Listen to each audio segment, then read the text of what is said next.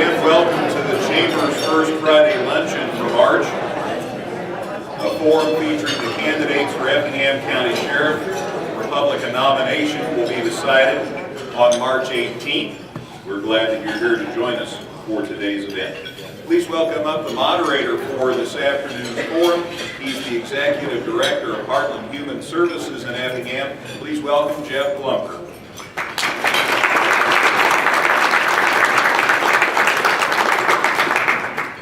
Thank you, Gregory. Again, welcome to the 2014 Effingham County Sheriff Candidate Forum featuring a Republican slate running in the March 18th primary election.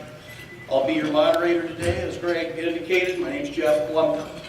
This event is being coordinated and brought to you by the hardest working chamber in downstate Illinois, the Effingham County Chamber of Commerce. Let's recognize Norma Lansing and her team.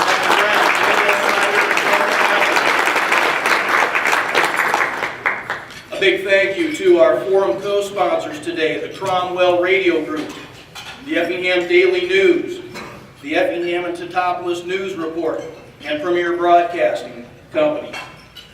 Now let's introduce our media panel. If you don't mind, media folks, stand when you're announced. The beautiful rose among some handsome thorns, Kathy Griffith, editor at the Effingham Daily News. Kathy will be covering the topic of state law. Next, Tom Jameson, news director at Cromwell Radio Group. Tom will handle the topic of substance abuse today. Next, Herb Meeker, reporter for the Effingham Teutopolis News Report. Herb will be covering interagency cooperation. And Greg Sapp, station manager for Premier Broadcasting Company. Greg will be handling the topic of management today.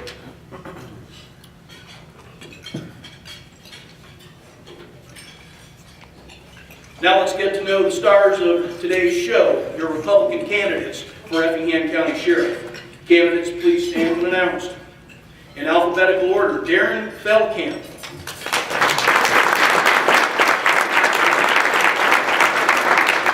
Darren resides in rural Mason with his wife Karen and 3 children, Kyle, Caitlin, and Sydney.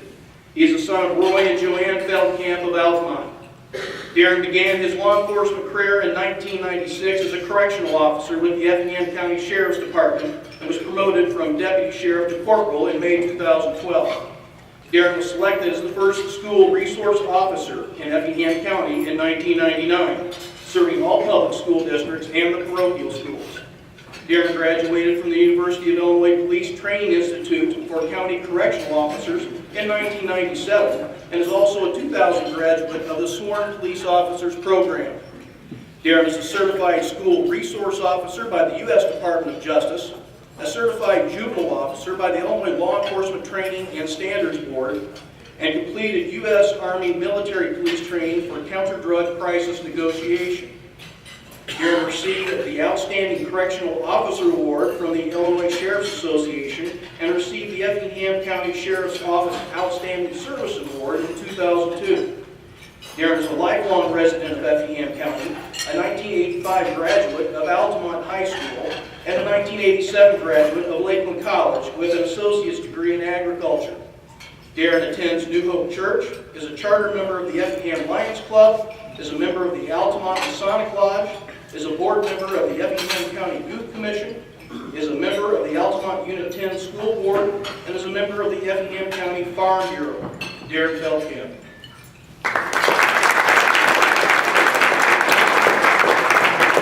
John A. Gardner.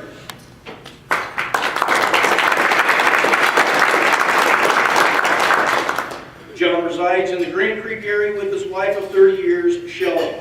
They have 2 children, Lindsay Eggers and John M. Gardner. John served with the Illinois State Police for nearly 27 years, where he was a Level 2 motor carrier safety officer, a field training officer, a tactical response team leader, a juvenile officer, and a region crowd control team supervisor. John held supervisory and administrative positions as a field sergeant, a platoon commander master sergeant, and a patrol commander as acting lieutenant. John also served 3 years as an Effingham County Deputy Sheriff, serving as a civil process server, court bailiff, and patrol deputy. John is the co-owner and CEO of Lions and Tigers and Tans, a local Effingham business. John is involved with St. Jude's Children's Hospital fundraisers and has assisted with Effingham County Relay for Life. John is a 1977 graduate of Zetopos High School, a 1980 graduate of Lakeland College with a degree in law enforcement, a 1985 graduate of the Illinois State Police Academy, and a 2001 graduate of Northwestern University's School of Police Staff and Command. John is of the Roman Catholic faith. John Gardner.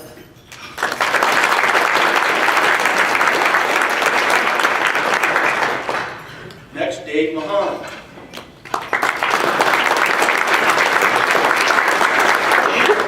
Dave resides in Effingham with his wife, Sherry. They have 4 children, Dr. Scott Mahan, Dr. Stephen Mahan, Stacia Chaplin, and Miles Baker. Dave is the son of Rita and the late Jim Mahan of Effingham. Dave is a retired Master Sergeant after 25 years with the Illinois State Police, 19 of those as a supervisor. Dave worked in over 60 Illinois counties and has served as a SWAT team officer, an accident reconstruction officer, and a range officer. Dave received over 100 law enforcement awards and commendations, including the Governor's Medal of Honor in 2007.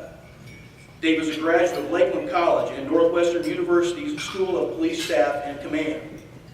Dave is a member of St. Anthony Church, the Effingham American Legion, the Effingham Knights of Columbus, the Effingham Elks, the Effingham County Sportsman's Club, the National Rifle Association, the Harley Owners Group, the Fraternal Order of Police Troopers, and the Blue Knights Law Enforcement Motorcycle Club. Dave led the Effingham area leg of the Illinois Law Enforcement Torch Run for 11 years and was recently commended for helping to raise over $72,000 for Special Olympics in Illinois. Dave is a military veteran. Dave Mahan.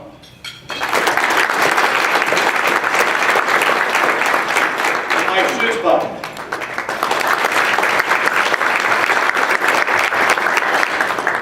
Mike resides in Effingham with his wife of over 25 years, Crystal. They have 2 sons, Andrew and Justin. Mike is the son of Jerry and Marcy Schutzbach of Effingham.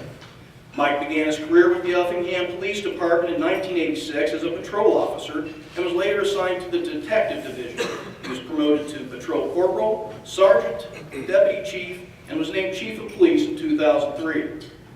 Mike's prior public safety experience includes employment as a court services officer, a probation officer, and a law enforcement instructor at Lakeland College. Mike is a 1981 graduate of St. Anthony High School, a 1983 graduate of Lakeland College with a degree in law enforcement, and a 1984 graduate of Western Illinois University with a degree in law enforcement administration. Mike is a graduate of the University of Illinois Police Training Institute. Mike completed Northwestern University's Traffic Institute Executive Management Program and Northwestern's Public Safety School of Police Staff and Command Training, and received training at the FBI National Academy. Mike's memberships include the Illinois and International Associations of Chiefs of Police, the Northwestern University Center for Public Safety Alumni Association, the FBI National Academy Associates, the Central Illinois Association of Law Enforcement Executives, the Southern Illinois Association of Chiefs of Police, the NENA 911 Association, the Illinois Police Training and Standards MTU number 13 Board. Mike is the Secretary-Treasurer of the Effingham County 911 Board and is a past member of the Effingham County Youth Commission. Mike Schutzbach.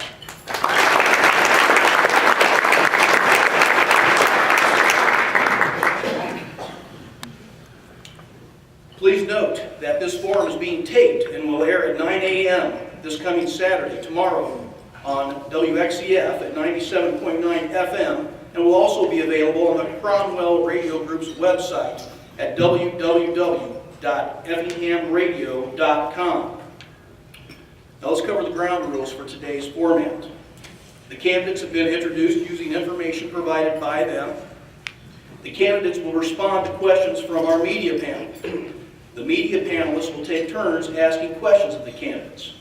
The order of candidate response was determined by a drawing held prior to the start of the event. Each candidate will have 1 minute to respond to each question. Candidates will then have the opportunity to offer another 30-second response after the initial rotation for each topic. There are 4 topic areas for discussion today, and we'll spend about 10 minutes on each topic. After the media panel discussions, each candidate will have 2 minutes to give a closing statement. The order of the closing statements was determined by the candidates prior to start of the forum. A timekeeper will be in plain view of the candidates and the media panel. Time limits will be enforced by the moderator. To minimize distraction and facilitate the radio recordings, we request that audience members refrain from applause until the end of the program. Horns, bells, and other noisemakers are prohibited. Any deviations from these guidelines by any member of the audience will constitute a violation of the forum agreement and may force an end to the proceedings. Any questions? Candidates? No, sir. Media panel? Timer? Okay, let's get to it. The first topic will be management, and that is going to be covered by Greg Sapp. Mr. Sapp. Thank you, Jeff. Good afternoon again, everybody. We'll stand up so the candidates can see me as I ask the questions. I'd like you to focus on what managerial experience you have. Some of that might have been covered in the opening statement, but let us know one by one, would you? Mike? I'm the police chief of Effingham City Police Department. I've been the police chief for a little over 10 years. With the chief's position, I'm required to manage all functions of the department. I manage the budget, I manage personnel, I manage public relations, I manage the training and performance evaluation of all of our officers. I do this every day. Karen Feldkamp, I think, is next to respond to this question. Derek? In the opening statement, it was read that I'm the son of Roy and Joanne Feldkamp. Well, with that, my parents run an independent business. So when you talk about managing experience, I grew up around it. When you own a small business, you are part of the business. I grew up with watching parents balance books, deal with personnel issues, insurance issues, compliance issues. I lived it every day. Our boardroom table was our dining room table. That's all I knew growing up. When I graduated from college, I became a feed salesman, pharmaceutical salesman with an area that covered from Keokuk, Iowa, all the way down to Bardwell, Kentucky. And that was my job, was to organize that area, work with salesmen, work with their profit margins, then led into me at the Sheriff's Department. I've been a senior school resource officer and now a corporal in charge of the school resource officer program. So management has been probably my entire life. Okay, next responds John Gardner to our question about what managerial experience we have. Well, first of all, I'd like to say that I don't have a learning curve when it comes to management. I've heard a lot about that. I was 3 years as an Effingham County Deputy Sheriff. I was then 27 years almost with the Illinois State Police. 17 of those years approximately were in management and administrative functions. I was at one point the acting lieutenant, the acting patrol commander for District 12. It's a 10-county area. It covers nearly 5,000 square miles. I was responsible for 50 or so sworn and civilian employees in that area. I was responsible for the human resource issues, both positive and negative, in the district. And I also have about 5 years experience as president and CEO of a successful local Effingham business where I was responsible for budget issues, and we stayed within our budget. I think government needs to learn how to stay within their budget as well, like we did in our business. Thank you. Dave Mahan, last to respond to that, what managerial experience you have. Thank you, Greg. I've had 25 years experience as an Illinois State Trooper, and 19 of those have been in a supervisory position. I manage people every day. We manage people on a traffic stop. Anytime you deal with somebody, you manage that particular point in their life. I have a unique style of management. I started getting my management style, I guess my training started when I was 17, went off to the military. It's a concept of lead from the front. Basically lead by example. I think a management style is huge. I motivate employees by gaining their respect, and I do that by not asking them to do something that I'm not willing to do myself. I know the strengths and weaknesses of each member of the team that I lead. I give praise when praise is due, and I will be firm when discipline is needed. Thank you. With that, I believe that Dave Mahal will be next to respond first to this question. And the question concerns how will you decide the daily operation of the department? Dave? Basically, I would like to go in and learn as much as I can about the sheriff's department. I think it's important to know the job of each individual in the sheriff's department, which would mean that I would even go back and actually work in the jail. I spent a lot of time bringing people into the jail, but to see exactly what happens in the day-to-day operations of the jail. I think it's, like I said in my management style, it's very important to lead by example. It's very hard to know, to be able to lead somebody if you do not know exactly what their job is. I will spend time to get to know as much information about the sheriff's department as I can. I've been attending board meetings. I've been going to 911 meetings. I've met with all the local fire departments in the 9 local volunteer fire departments in Effingham County, and I will spend the time to learn the job as I go. Thank you. Again, the question's about deciding the daily operation of the department. Mike Schuttenbach. I deal with the daily operation of the Effingham City Police Department every day of every week, 24 hours a day, 7 days a week. That's my job. Learning the operation of the county sheriff's department is very similar. The deputies are similar as patrol officers and personnel. Everyone has their unique quirks, some good, some bad. I'll figure out within the sheriff's department what assets are good, what assets need to be corrected, work with the staff, and attempt to make it the best department that Effingham County has ever seen. And the question, what will decide the daily operation of the department there in Feldkamp? Well, that's been decided for the last 18 years. That place is where I have lived, it's where I have grown older, it's where I lost my hair.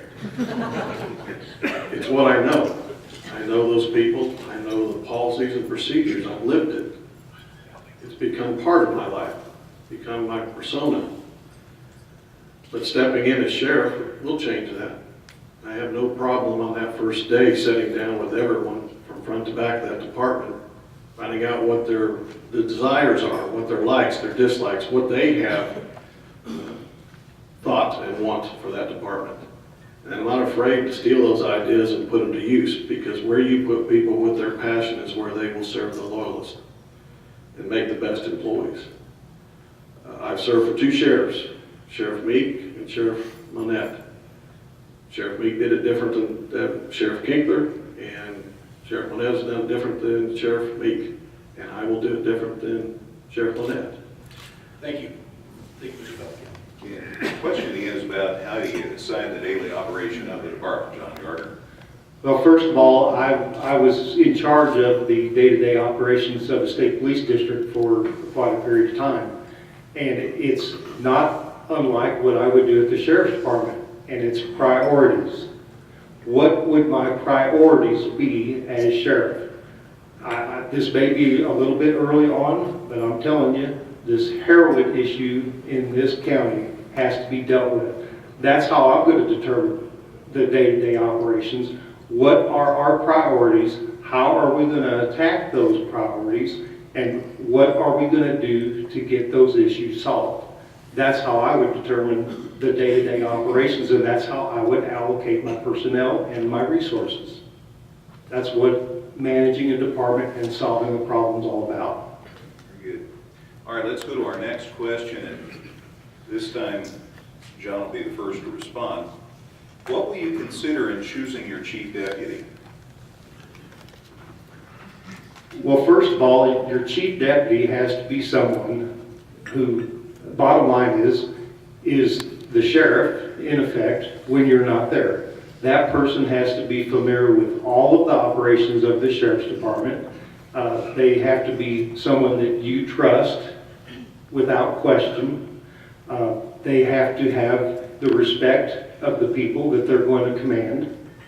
And they have to be someone who is going to be ready if necessary, to take over at any kind of incident or situation and guide that department, those personnel, through that issue. They have to be someone that's going to be able just as well to work with the county board. If the sheriff is not able to be at a county board meeting, that chief deputy is going to have to be there. And it's going to have to be someone who has the best interests of the department at heart and the interests of the taxpayers. Okay. Next to respond will be Dave Mahan. I've been asked this question since the first day I announced I was going to run for sheriff. And I had one of the telecommunicators said she needed to know who my chief deputy was going to be so she could vote for me. And I told her, why is that? She said, well, they're the one that runs the department. I informed her that she could go ahead and vote for me because I was going to be the one running the department. I think the chief deputy, I've said early on, I would like to see my chief deputy come from the sheriff's department. I said that from day one because I think I bring in new ideas, fresh ideas from the state police. I like having the continuity of a chief deputy who's already there, already knows the people, knows the good about them, knows the bad about them, and can help put people in key positions. So I think it's important to have a working relationship. But I haven't decided for sure who that chief deputy will be at this time. I'll evaluate the personnel if I am elected as sheriff. Thank you. Okay, the question is, how will you choose, what will you consider in choosing your chief deputy, Mike Schutzbach? For the last about 11 years, I've been the chief of the City Police Department in Effingham, and I've had no second in command. I am the sole administrator of the department. This sheriff's race, there may be a blessing. One day I may get some assistance at the sheriff's department. However, I haven't yet decided if that's going to be necessary. If I do choose a chief deputy, highly likely that I will, I hope that they are budget-minded and they're able to lead the personnel. And the last to respond to this one is Darren Feldkamp. What would you consider in choosing a chief deputy? Well, it's always tough when you're the last one. Everybody has used up your ideas. As I said, the first thing I'm going to do if I'd be elected sheriff, I would sit down with the employees across the board in the sheriff's office and find out where their passions, their likes, their dislikes are.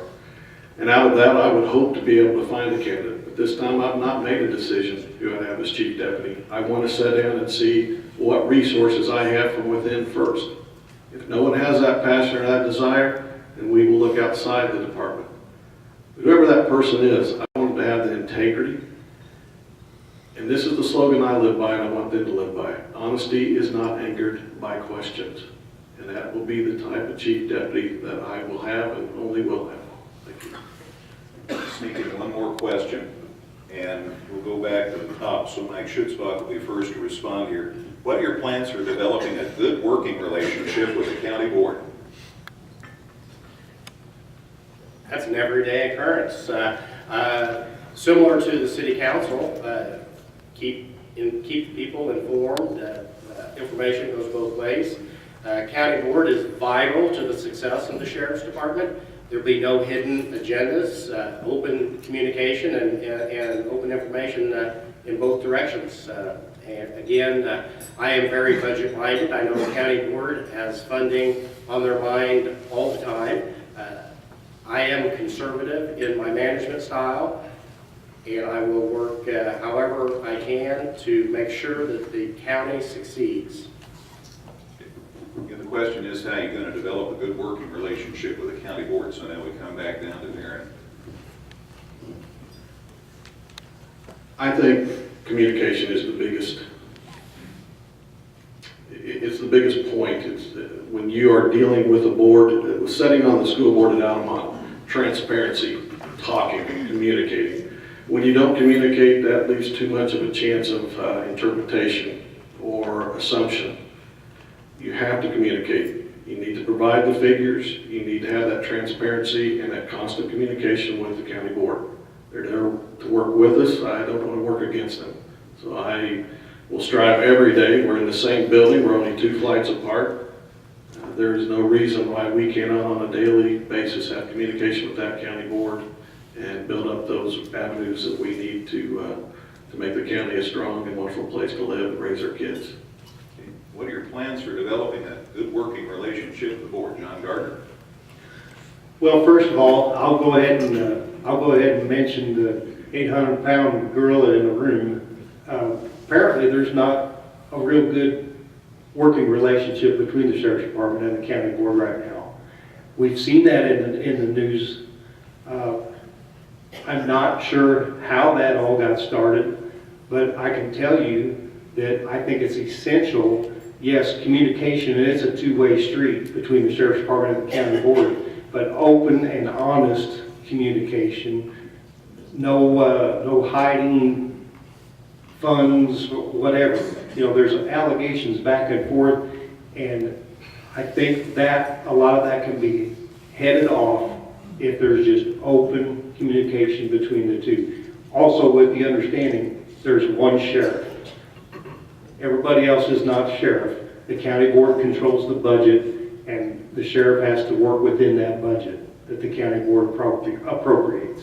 But there's one sheriff, and they need to be open and honest with each other on those issues. Thank you, Mr. Gardner. Okay, last respondent to a question about developing a good working relationship with the county board, Dave Mahan. Thank you, Greg. I have already started developing my relationship with the county board. I've been going to county board meetings. I have met each one of them. They know me better now than, or I know them better now than I did July when I said I was going to run for sheriff. I look at the county board as an asset to Effingham County. I think they have a place, and I think that, like Darren said, everybody's already said the main idea. Anytime there's a military operation or a law enforcement operation, the first thing that breaks down is always communications. I think that is huge. I know they've already said that, but they're correct in saying that. It's just good line of communications with the county board and to use them. They're there to assist the county, and I will look at them as an asset, and I will work with the county board. Thank you, candidates. Okay, next we will offer 30 seconds to each candidate to cover any of the previous material that was discussed or anything else you'd like. I believe next in the rotation, first up will be John Gardner. I'd just like to say in closing on this topic is that my management style was, again, like some of the others have mentioned, I had the respect of my people. I was fair. I've had to discipline people. I've had to go to merit board hearings where people were perhaps going to be terminated. It was not a pleasant thing. But it's all part of management. You have to be willing to do the fun things, the good things, as well as the not so pleasant things as well. Thank you, Mr. Gardner. Next, Mr. Mahan. Thank you. If anybody knows me, they know that I'm a pretty easygoing guy. Then I kind of run my management style after that. I do like to lead from the front. I like to get out and show people that I can do the job so I can work with them. You need to give people's respect to have them work hard for you, and that is huge in management. Motivated employees will work harder, they'll work smarter, and they will save the county tax dollars if they are motivated. Thank you. Next, Mr. Schussbach. My day-to-day job is managing. Managing is demanding, it's rewarding, it's a complicated occupation, and it requires patience and controlled emotions. I'm tailor-made to do that. Unfortunately, managing is a job that I trained for throughout my entire career. Thank you. Next, Mr. Feldkamp. As managing of the Sheriff's Department, I will never ask an employee to do something I would not do myself, or I've not done myself at that department. I want people to serve there out of a passion. I want them to serve because they like that place and they want to better it. I want to serve out of example.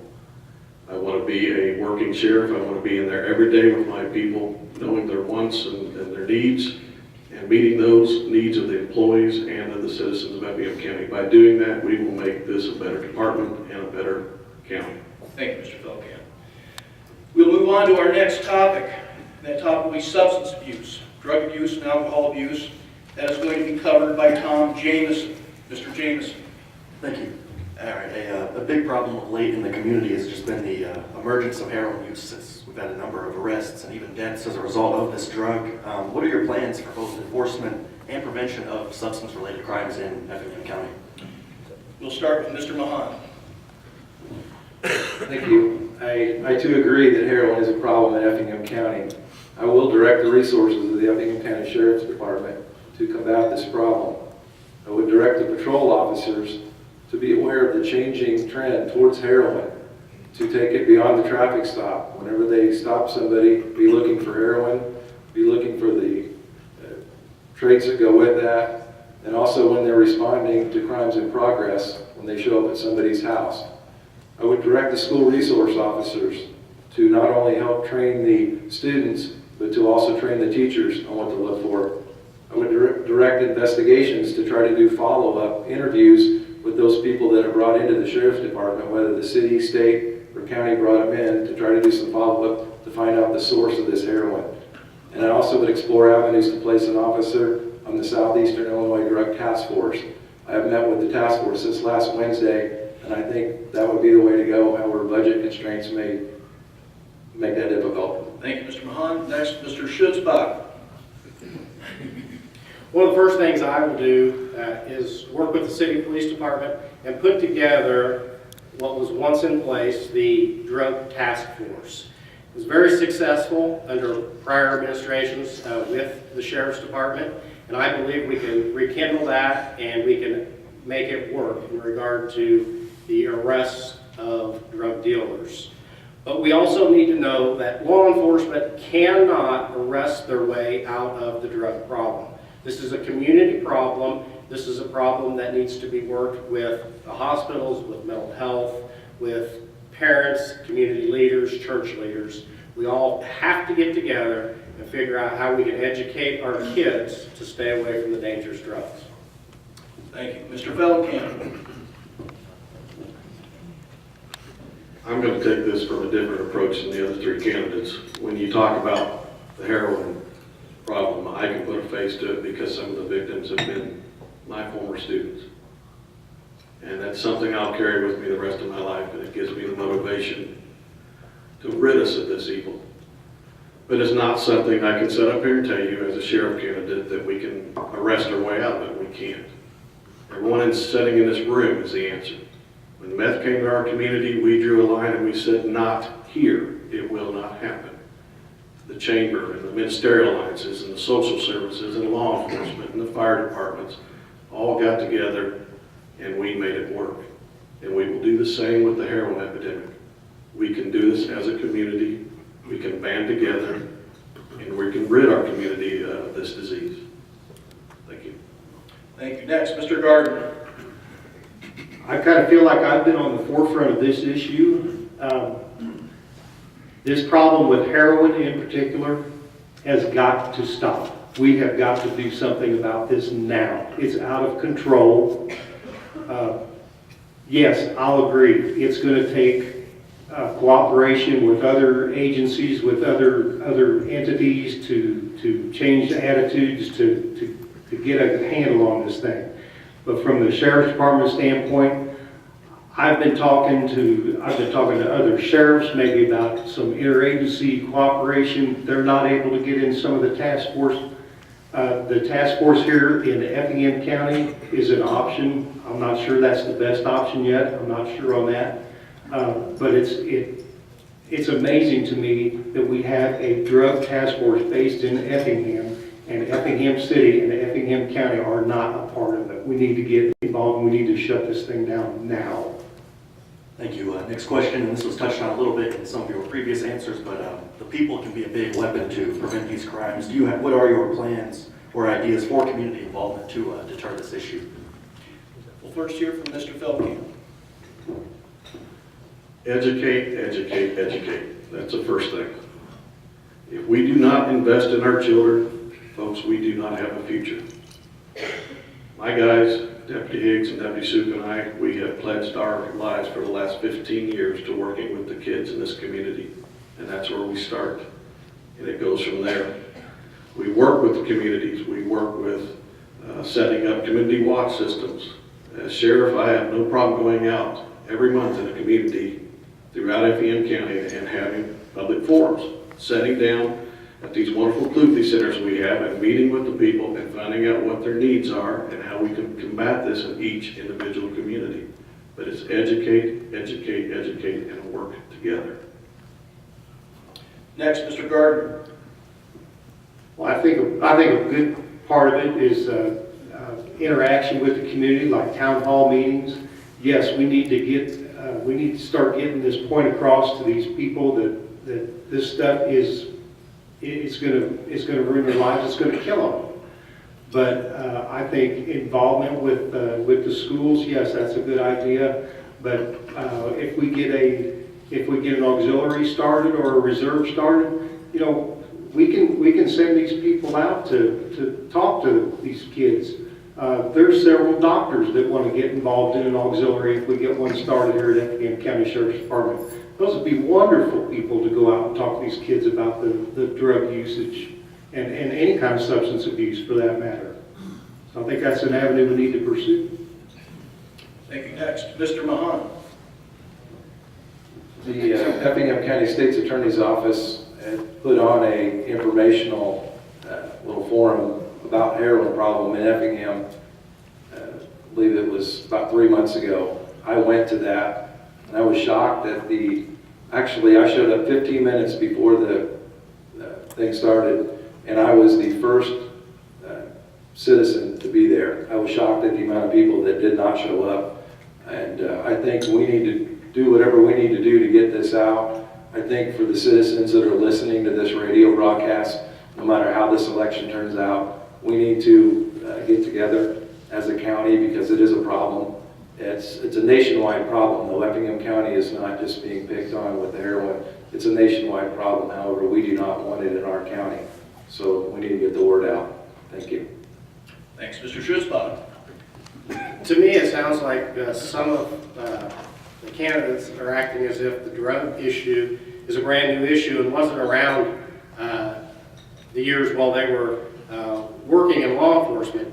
This is something that has been addressed and needs to continue to be addressed constantly. Every day, our department works on drug investigations and attempts to put drug dealers, hold them responsible. We've also worked with the court system. We have an officer who is assigned to the task force for individuals who have gone to court and taken, instead of probation or court, prison sentence, go into a rehab. So we do this constantly. I also, within our department, we created a chaplain program, and that chaplain program is now going out, starting in the Beecher City area, and beginning to get drug information out to the youth, so we could plan on continuing working with them. Thank you, Mr. Schutzbach. Keeping a similar theme, the educational efforts within schools, that was something that once was really common, and you'd see it all the time, but those programs have pretty much gone away. What are your thoughts and ideas as far as bringing those back and some programs you would like to start up within the school system? Mr. Schutzbach, you'll start this one. The DARE program was extremely successful, I believe. I think we have to get the information out to the kids to let them know how dangerous drugs are. We worked really hard several years back when meth became a huge problem within our community. I was on several task forces where we informed the public, meth is horrible, it will ruin your family and kill your kids. We were able to work diligently on that and rectify a huge portion of the problem. We need to continue to try to get within the school system, work with the school system, and put on presentations and get teachers, parents, and the community as a whole to let kids know drugs are dangerous and stay away from them. Thank you. Next, Mr. Feldkamp.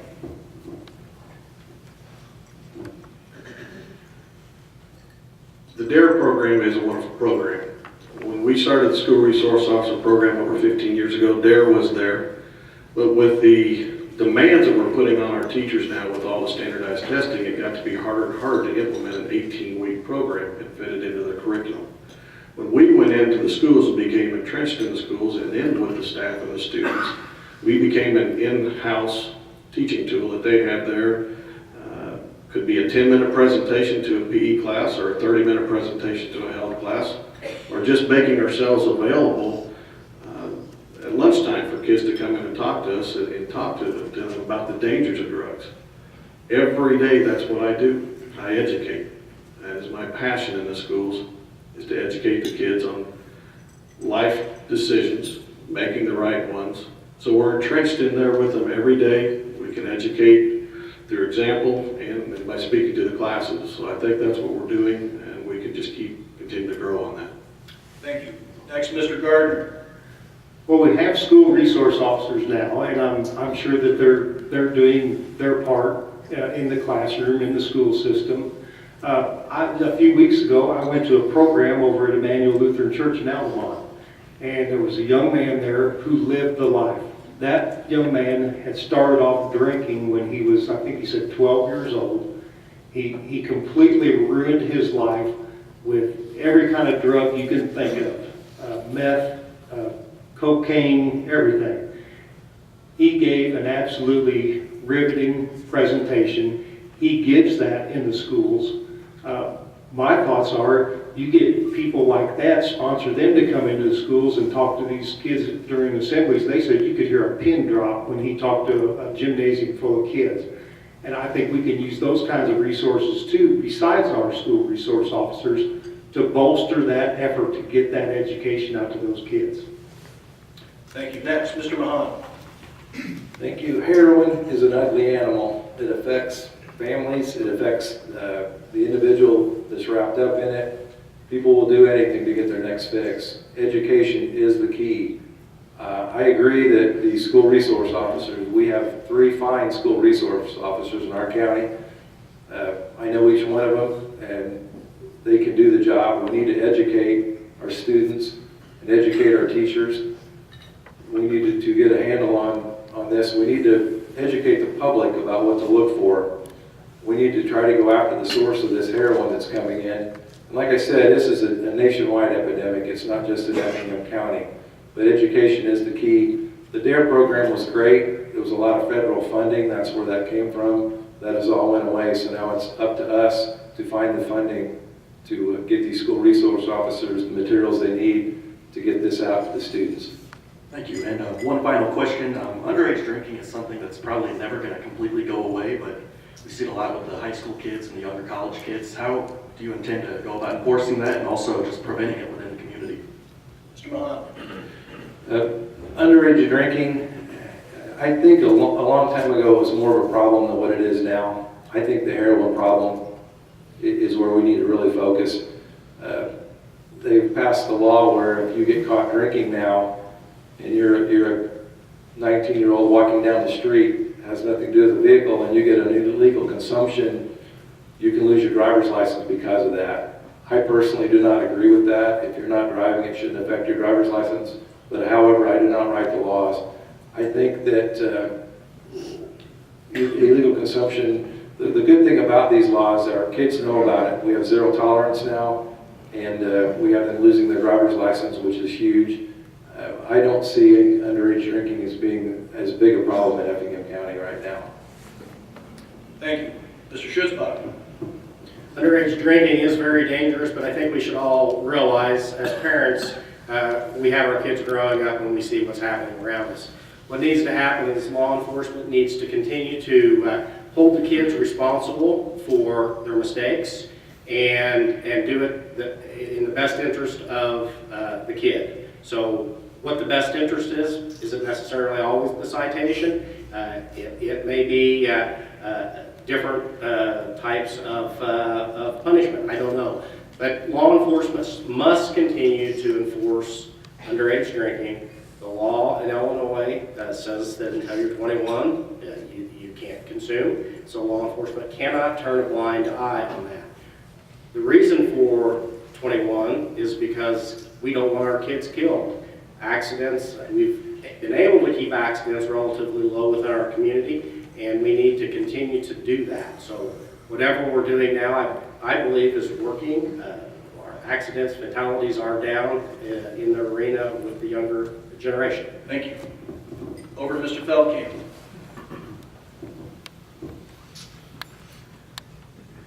Underage drinking is still an issue. We hear it in the school, it's still there. It goes along with peer pressure. The kids get drug into it. But I think a lot of the enforcement begins at home. I tell my kids, I'm not going to take the place of your parents. It starts at home. We'll work with our parents. We'll help educate our parents on what the laws are and the dangers of underage drinking. I agree with all the laws in place. The zero tolerance laws are placed in there. They're severe and they need to be. It's the hardest part of my job is when I've had to go knock on a door and tell a parent their most precious gift wasn't coming home. And if another law or a little more education will stop that from happening, I'm all over that. My guys, we try every day. That's our main goal, is to cut down on use and abuse of alcohol and illegal drugs. Thank you. Mr. Gardner. This is a drinking community. It probably always will be a drinking community. I think we need to change those attitudes, both with the parents and the children. It's too acceptable right now. I'll never forget, I'll try to tell you a quick story here. A person that I was a friend of mine said to me one time, "Why are you state troopers running around out in the country arresting these kids drinking beer? They're not hurting anything. We used to do it all the time." I said, "Well, we're tired of putting them in body bags." He said, "Oh, come on. You know that doesn't happen." About 3 weeks ago, his son was underage, was drunk, was killed in a head-on collision on the interstate. He came up to me and he said he will never forget the comments he had made to me. It hits home. Okay. Thank you, that'll do it. James, okay, very good. The third topic will be interagency cooperation, and that is going to be covered by Herb Meeker. Mr. Meeker. I hope you don't think I'm being disrespectful by saying, but I sort of have a habit, and that is, as a reporter, I have to keep my right hand moving with a pen in it. So that's all right. And besides, Mike probably getting a break and not having to look at me directly would probably be something I'll do. So I'm going to go cover. I've got 3 questions, but who knows? I might have a few follow-ups here, so don't get too confident here, gentlemen. I guess, and who will be our first victim? Okay. Explain how you would manage deputy patrols in rural areas with a limited budget and also maintain a visibility to the public for your department. Now, when I say visibility, I don't mean say hi or just honk while I go by. Maybe a little more to visibility, if and all of you might take that in consideration on visibility there. Mr. Gardner will take this first. Well, I would use, I think a lot of times what we used to call directed patrols. We would you can take a group of officers, send them into a certain geographical area, and they will work that area for X number of hours or that shift, what have you, unless, of course, they get called off to handle another call. But that impression that they leave in that community, in that area, especially in the communities that don't have a local law enforcement agency, is huge. They think that the entire department has descended on them, and they have this feeling that, yes, there are officers out here, they're patrolling, they know what's going on, they're here if we need them. That's what you have to do sometimes with a limited amount of manpower. And I think that's a good way to start. I would also have the guys be very proactive about contacting citizens that they happen to see out doing whatever while they're on patrol. They need to stop and talk to them and find out what's going on in their area. Thank you. Mr. Mahan. Thank you. I think the first act of compliance is officer presence. Just being in the area, driving around. I think having a marked squad car is a good thing, so people see you. Having interaction with the public, and some people don't like it, but a traffic stop is one of the best ways. Whether you stop somebody for a tail light, a headlight, failed a signal, you can turn that into a positive response with that person. It's officer discretion. I've always believed in that. I have never at one time ever told a trooper you had to write a ticket. It's up to you what you want to do with that. And that gets you into that car. That gets you, you're going to see something. Maybe the guy's transporting heroin. These people are not going to come up and ask to be arrested. It's officer presence, and sometimes it's just going out in the county, making a few traffic stops, and being visibly seen. Mr. Schutzbach. Well, first off, you have to focus on your problem areas. Next, you need to get your officers prepared for community policing, community public relations. And we try to do that every day at the police department, and I want to bring that with me to the sheriff's department. I continuously tell my patrol officers to get out of their squad car, whether it be at a ball game or at a park or any place there is a large gathering, to get out and mingle with those in attendance. So that's vital for information that's both coming our way and for information that we want to relay to the citizens. So it works real well at the city police department. We try to keep our officers out there, and we try to keep them in touch with the community that they're serving. Thank you. Mr. Feldkamp. Well, the guys at the office, the sheriff's office, kid me a lot. I am an Andy Griffith fan. I am Andy without hair. Andy is my idol. He is the community policing officer we all strive as law enforcement officers to be. We are what we call omnipresence. We have the marked squad cars, we have the uniforms, because we have to do a lot with very little. One man has to, or one woman has to cover for dozens. But getting out of that car, getting in those little towns, my wife and I live out in the country. We know what it's like not to have a local police officer. Well, our local police officer is those guys and gals in the white and brown cars with the brown uniforms. Being seen in these rural communities, patrolling, stopping our cars. When I'm out, I get out and I go in and I get a soda and I talk to the people and I find out what's going on. On midnights, I'm not opposed to rattling doors. So again, I go with the Andy Griffith method. Get out there and meet the people. Thank you. Next question.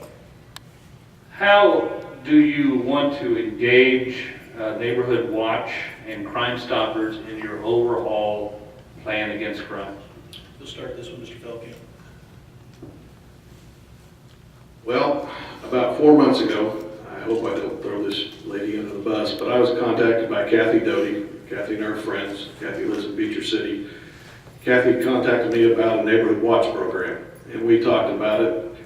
And I said, Kathy, if we do something like this, I don't want it where we just put the signs up that intimidate the bad guys because they see the two eyeballs at the end of town that say you're being watched.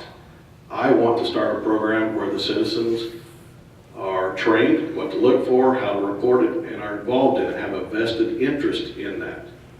And there are programs out there, and they can come in and train. There are some through the Department of Justice, and that is what I would want to do. I would not just in name only. I would want a eyes and ears, because again, there's one or two of us for an entire county on a 12-hour shift. Having that extra community support out there watching for us is a great asset. Thank you. Mr. Gardner. I think it's a wonderful idea to start a community watch program. You have to get people that are going to be dedicated. They're going to actually want to put in the time and spend the time patrolling that neighborhood or village, town, whatever it is, and calling stuff into the sheriff's department and knowing what to do, what not to do. I think an auxiliary, a reserve, whatever you want to call it, would also help in that aspect. Those people could go in and help with that neighborhood watch program, get it up and running. But it's a good thing. There used to be some neighborhood watch programs here in Effingham, and I don't think that any of those are still functioning or not functioning at the level they should be. Maybe just like Darren said, they've got the signs up and that's about it. But I think it's a wonderful idea. It's a good program. Thank you. Mr. Mahan. Thank you. One of my goals from the beginning, and I put it on my website and some of my literature, is to get the community more involved in law enforcement in Effingham County. That's easy to say, hard to do. And so I went to the meeting about heroin, and there were probably only 20 people there. The Sheriff's Auxiliary Unit, that's another idea that I had also.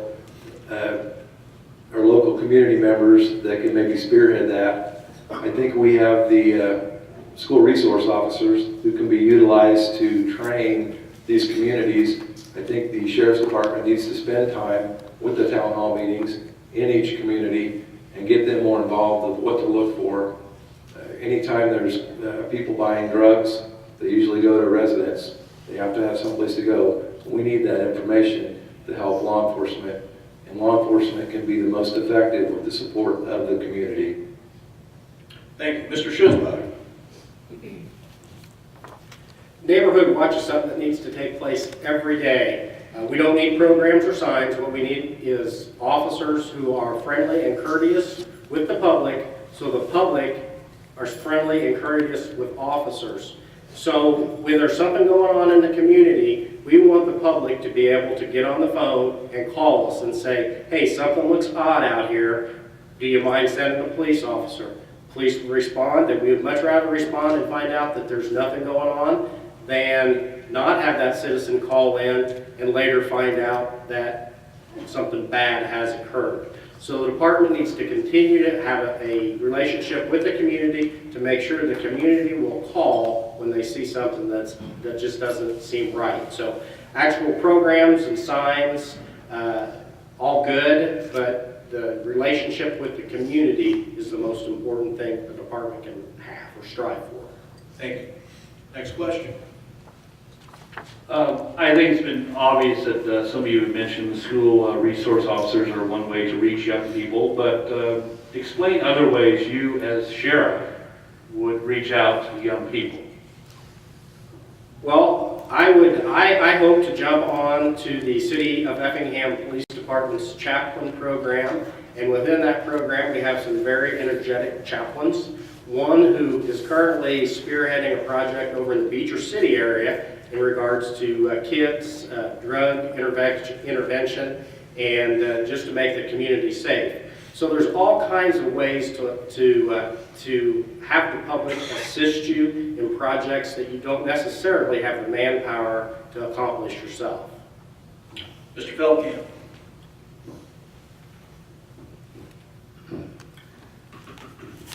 Being involved out in the community, I see Rosie here, and I remember our days of working with the Cooperative Extension Service. Getting in and being able to educate and work with these kids, and the kids to see us not just in a law enforcement role. My daughter's in a 4-H club. I volunteered in her 4-H club, so they see me not as Corporal Feldkamp, but as Sydney's dad. And they get to see us in a different role. Get involved in our church programs. Get involved with Boy Scouts, Cub Scouts, Girl Scouts. So they get to see not the policeman, but there's a human person on the other side of that badge, someone that they can connect with. So when that time comes in their life, when they need someone to go to and get the right information to hopefully help them make the right decision, that's the person, we're that person they can come to. So they can see a different side of us. Thank you. Mr. Gardner. My daughter's sitting right over there. She's 29, almost 30 years old. Sorry, Lindsay. When she was in high school, I can remember a whole bunch of her friends coming over. They knew what I did for a living. I took the time to sit down with those kids and talk to them like a human being, BS with them, just talk about whatever they wanted to talk about. Eventually it would end up, we were talking about what I did for a living, what I was interested in, what it was like to do what I did. And there are several of those boys that were in her class that want to be police officers now. That's how I think we can reach a lot of these young people. I would do that personally as sheriff. At town hall meetings, I'd be talking to these young people. I'd go to the schools. Just because I'm not a school resource officer doesn't mean I can't go to the school and talk to the kids at assembly time. Thank you. Mr. Mahan. When I was a senior, we had law day, and I got to be sheriff for a day. So I'm the only one here with any sheriff experience. We need to continue that.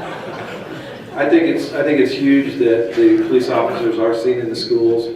We have this school resource officer there that goes to the schools. I think we're doing a very good job of teaching our kids that they are good people, that there are people out there who just have a job to do. I know there's going to be a tight budget, and you're going to have to find things that you can try to save money. Every year, there's less and less money for law enforcement. You have to prioritize that, and as far as I'm concerned, anything I can ever do to keep those officers, those school resource officers in the school, I think that's huge. But just getting the kids more involved in law enforcement and showing them that the cops are just everyday people too, and we've got a job to do, and we'll gain their respect that way. Thank you. Thank you. Next question. Okay, we will move on to the last topic, and that will be new laws, and that is going to be covered by Kathy Griffin. Mrs. Griffin. Are there any enforcement concerns with concealed carry? Mr. Mahan. There are probably a little bit of apprehension mainly. With any new law, there's always a learning curve, both for the public and also for the law enforcement officers. I am a certified concealed carry instructor, and I've done a little bit of research.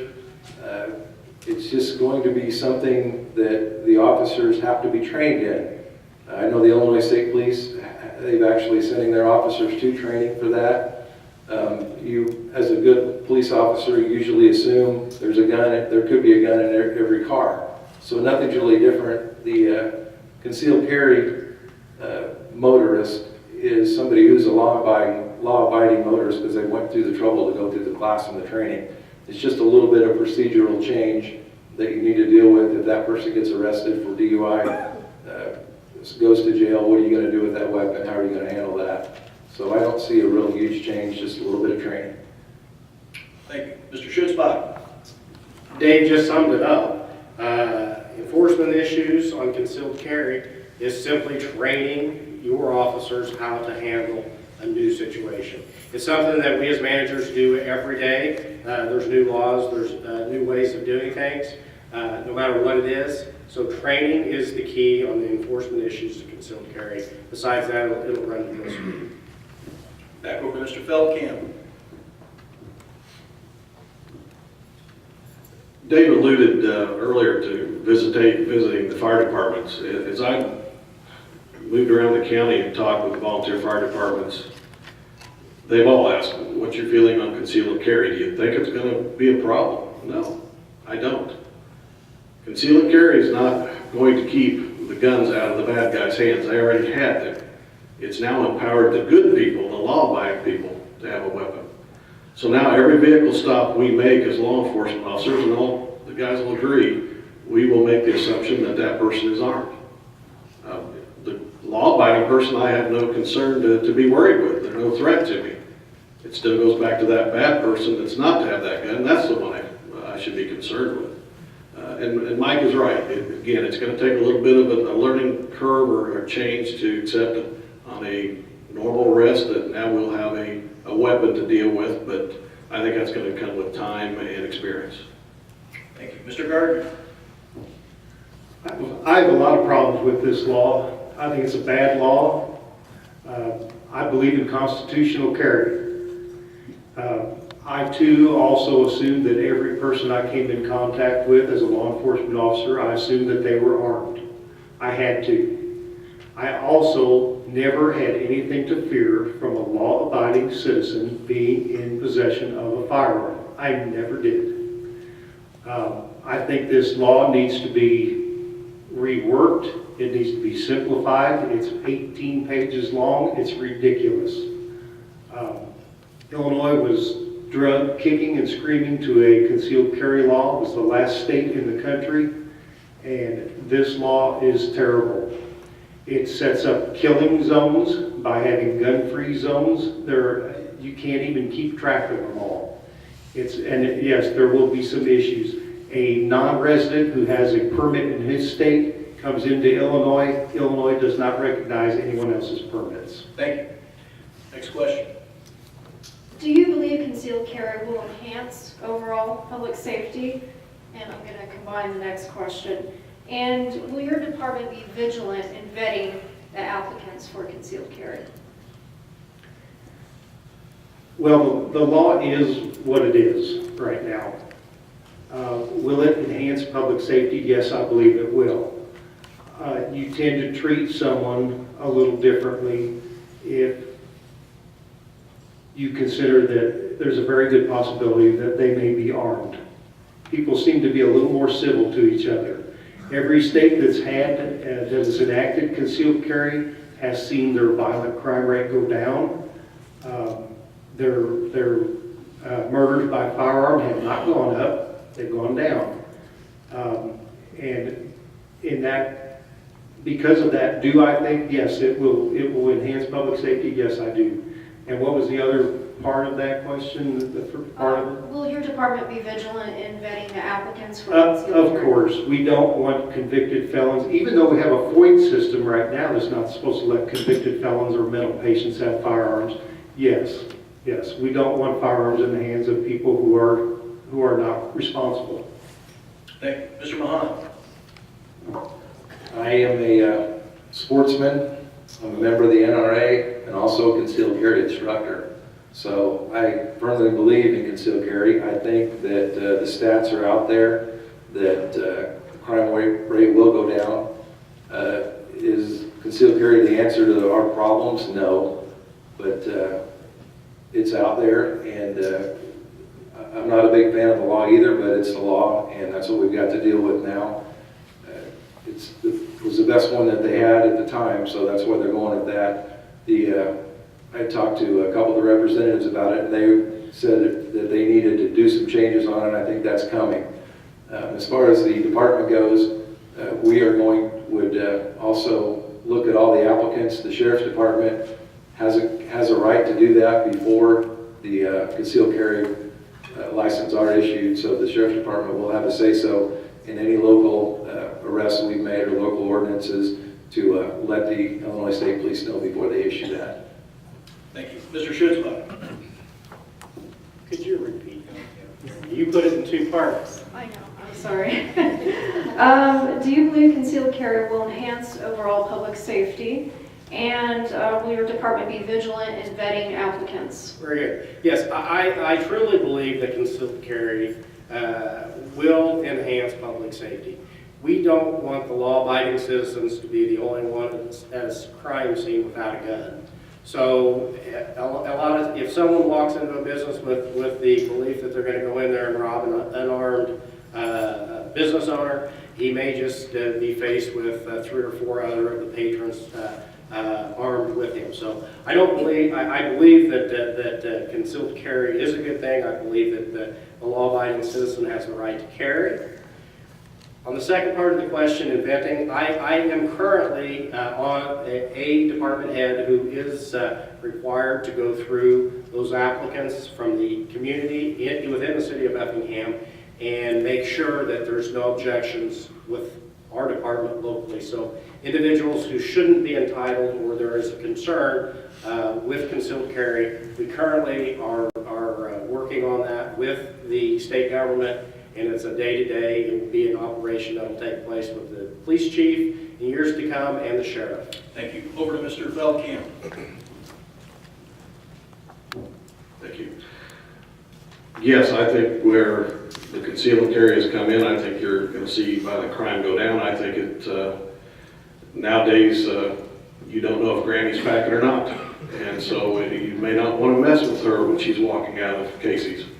So any state that has put their conceal and carry in, as the guys have said, you've seen violent crime go down. So it's working. It's putting the Second Amendment to work and letting it work. Second part of the question, the Sheriff's Department is the people's police department. We have jurisdiction across the entire county. State police will have 10 or 12 counties within their jurisdictions. We have one. We know the people from county border to county border. So who better be that person that if someone is not fit to have a concealed and carry permit, we would be the one that I feel would be the best to be able to make that decision. Next question. What issues do you foresee locally with medical marijuana being implemented? Mr. Feldkamp. First of all, I'm just going to give you my opinion. I have not agreed with it. When Illinois passed that, I put my head down in shame. I am not for it. There are other ways to treat medical problems other than medicinal marijuana. I think it's opening up Pandora's box.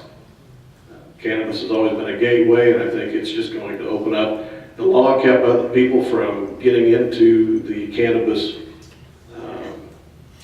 and now with making it a medicinal issue, I'm just afraid it's going to open it up and it be something that is going to lead to worse and greater things. I just think it's a problem.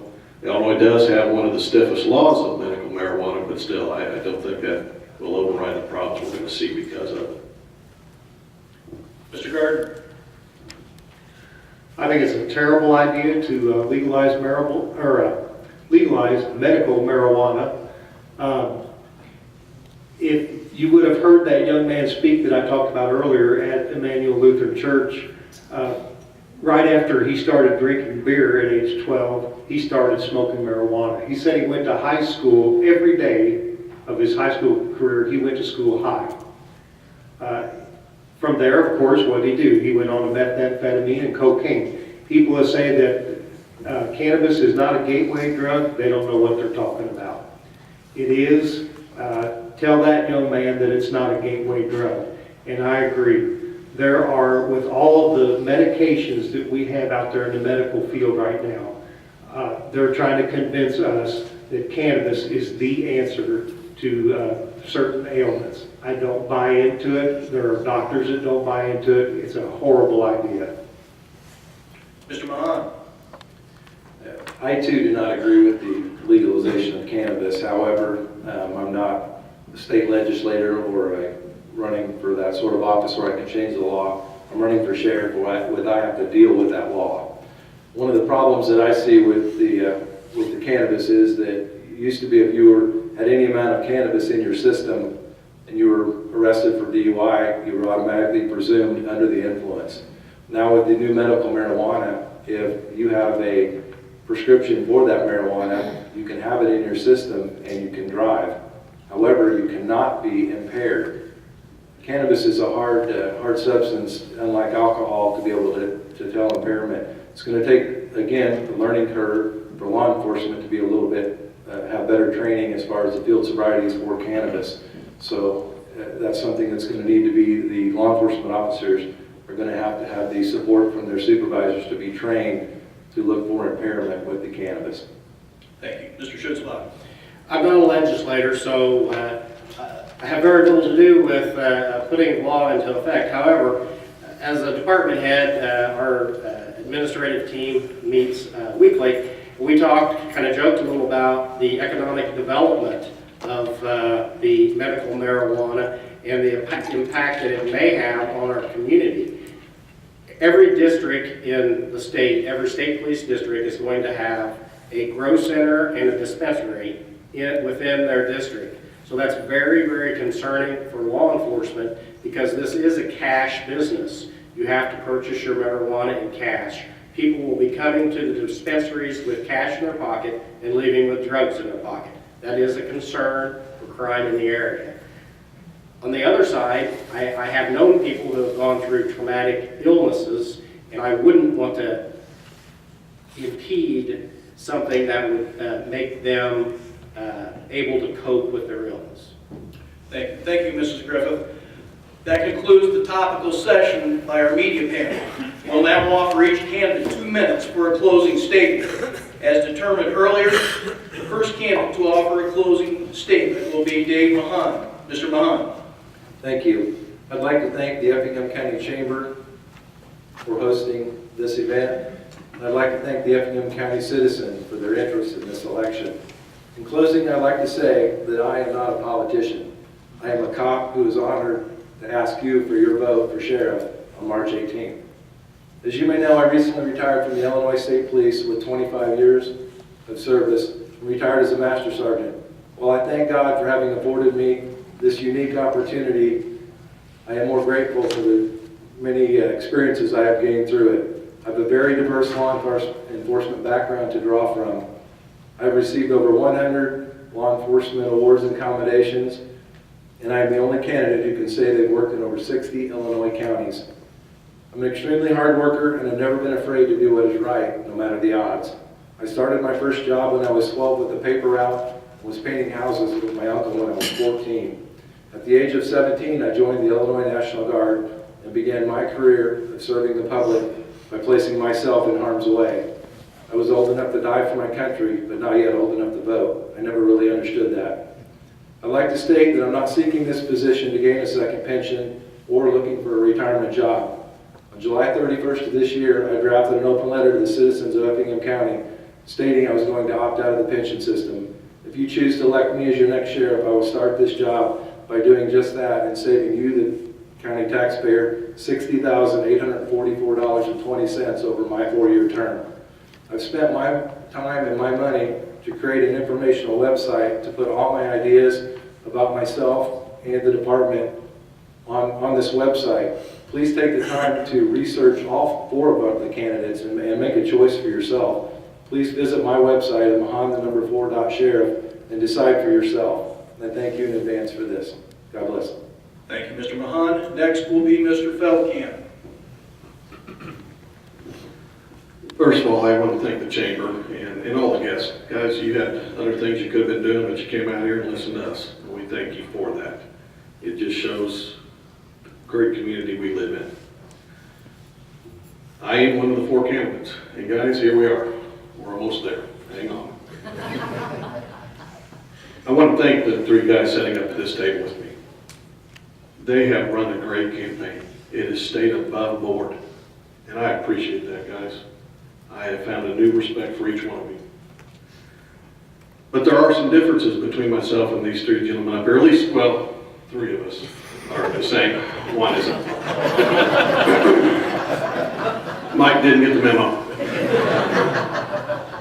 I've been with the department 18 years. As I stated in my opening comments, I was a young man when I started. I got to thinking, when you run for an office like this, you begin to reflect on your life. When I went off to the academy, my middle daughter was just learning to walk. And now she is graduating from high school, going off to nursing school. So I've grown up with this department. I know its people. I know its policies. I know its divisions. I've worked in each one of them. I've grown old with this department. As I've told all the places I've talked, working in this department is like a marriage. I love it most days, and I like it, but I never hate it. I've stuck my neck out as far as anyone can stick their neck out to make change in the department. I know it, I've got the experience. I'm not afraid to come to work early and go home late. My father taught me that with growing up, being independently employed. I thank you for your time. I ask for your vote on March 18th. You have some great candidates up here. Any questions you might have, you can visit my website, and also I'm on Facebook. Thank you. Thank you, Mr. Feldkamp. Next, Mr. Gardner. I'd also like to thank the chamber, the panel, moderator, and my fellow candidates. It's been very interesting. Everyone by now has had a chance to hear all 4 of the sheriff's candidates. We have some similarities, we have some differences. I am, if you haven't already noticed, a very plain-spoken man. I say what's on my mind, and I mean it. When I give my word, I keep it. I am serious about this heroin problem. I am dead serious about it. When I say I will allocate the resources and the manpower necessary to combat that problem, I mean it. You've got my word on that. I'm a constitutionalist. I will err on the side of the Constitution when it is in direct conflict with a law. I will side with the Constitution every time. I mean that. I am serious about everyone's Second Amendment rights. Without the Second Amendment, the other amendments are useless. I will demand excellence and professionalism from every employee of the Effingham County Sheriff's Department if I'm elected. You have my word on that. I am a man of my word. I will keep my word. I will apply the principles that I had through my law enforcement career and also in the private sector to remain accountable to the taxpayers and to lead the Effingham County Sheriff's Department. Thank you. Thank you, Mr. Gardner. Next, Mr. Schutzbach. The Chief Executive Officer of the countywide police force is the sheriff. I will be that CEO.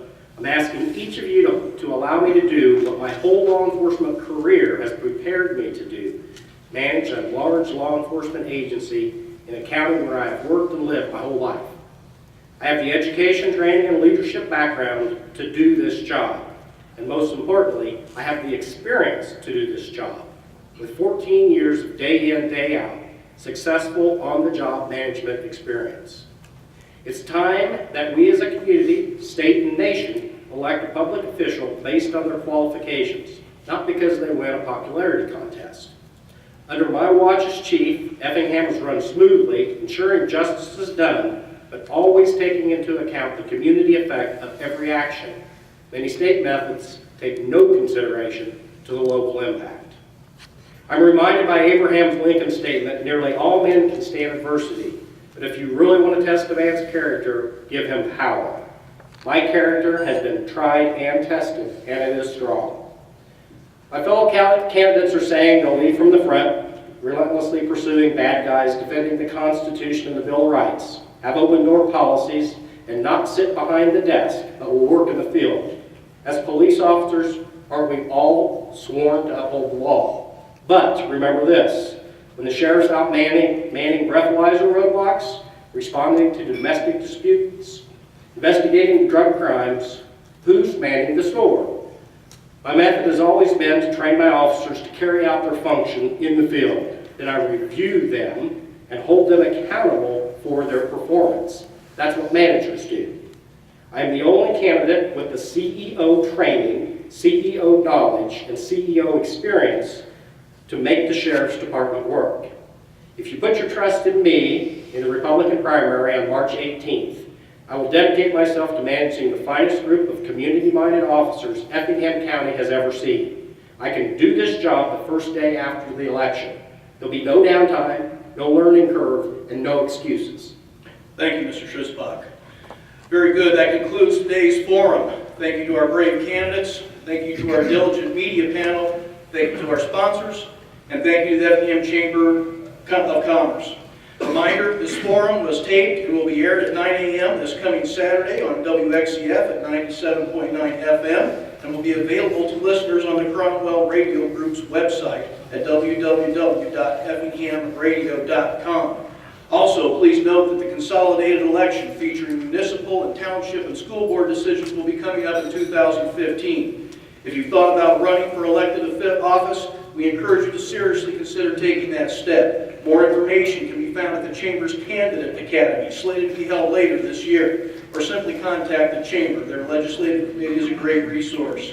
Have a great afternoon, and please vote in the primary election on Tuesday, March 18th. Mr. Sapp, do we have a drawing? Okay.